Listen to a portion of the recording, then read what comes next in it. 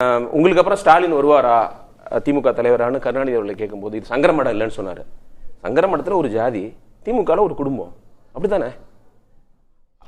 அதை நீங்க சொல்லிதானே ஆகணும். பார்ப்பனியம்னு இவங்க எதிர்த்த அந்த ஒரு விஷயம் இருக்குல்ல, நீங்க இதே மாரி வந்து நீங்க எந்த இடத்துல பிறந்தீங்க அதை வச்சுதான் உங்களுக்கு ப்ரிவிலேஜ் வருது அப்படின்னு அந்த பெரியாருடைய அந்த ஒரு முக்கியமான போராட்டம் இருக்குல்ல, அது அதை இன்னொரு கோணமா, அது இன்னொரு பரிமாணமா பார்க்கலாம்ல. இது இன்டர்னல் டெமோக்ரஸிக்குள்ள பொதுக்குழு செயற்குழு அவங்க எல்லாம் ஒத்திசைவோடு ஒத்துக்கிட்டாங்கன்னு நம்ம எடுத்துக்க முடியாதா?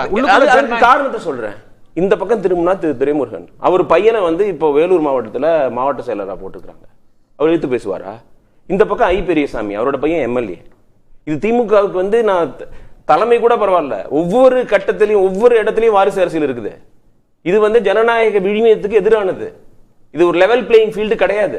ஆனா ரகு, நீங்க இப்ப வந்து விஜயுடைய இந்த அரசியல்ல இப்ப அதுல இருக்காங்கல்ல, அவங்கள எது உந்தும் நான் நினைக்கிறேன்னா, அவங்களுக்கு வாய்ப்பே கிடையாது திமுகல. அவங்க ஹார்ட் ஒர்க் பண்ணா கூட அந்த கியூ அவ்வளவு பெருசா இருக்குது. எல்லா மாவட்டம்ன்றது செந்தில் சொன்ன இடம்ன்றது ரகு, நீங்க என்னதான் கட்சிக்குள்ள நீங்க கொண்டு வந்துடலாம், ஆனா நீங்க மக்கள் மன்றத்துக்கு அது கரெக்ட். ஆனா நீங்க எல்லாமே உங்களுக்கு ஃபேவரபிள் ஆக்கிடுறீங்கல்ல.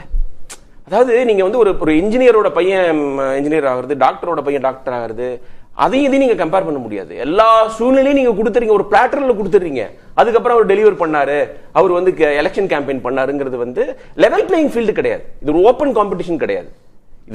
எது பிறப்பின் அடிப்படையில் இருக்கக்கூடாது. நம்ம பொதுவா இடஒதுக்கீட்டுக்கு சொல்லுவாங்க லெவல் பிளே. அப்சல்யூட்லி அவங்க, அதாவது நீங்க கட்சிக்கு வந்து ஸ்டெபிலிட்டி கொடுக்குது அப்படிலாம் சொல்லலாம். ஆனா இந்தியாவில் ரீஜனல் பார்ட்டிஸ் எல்லாமே ஃபேமிலி என்டர்பிரைசஸ் மாதிரி தான் நடந்துகிட்டு இருக்கு. ஆர்ஜேடி எடுத்துக்கங்க, அதுக்கப்புறம் நீங்க முலாயம் சிங் அதோட எஸ்பி எடுத்துக்கங்க, Deve Gowda party, YSR party, TDP, எல்லாமே எல்லா பார்ட்டியும் இப்படி நடக்குது. ஆனா திமுக ஏன் கேள்வி கேட்கிறோம் அதிகமா அப்படின்னா, அந்த திமுக அளவுக்கு ஐடியாலஜிக்கல் பேஸ் அந்த கட்சிகளுக்கு கிடையாது. திமுகவோட பாரம்பரியம், அதோடைய கொள்கை பிடிப்பு, இதுக்காக தான் கேள்வி அதிகமா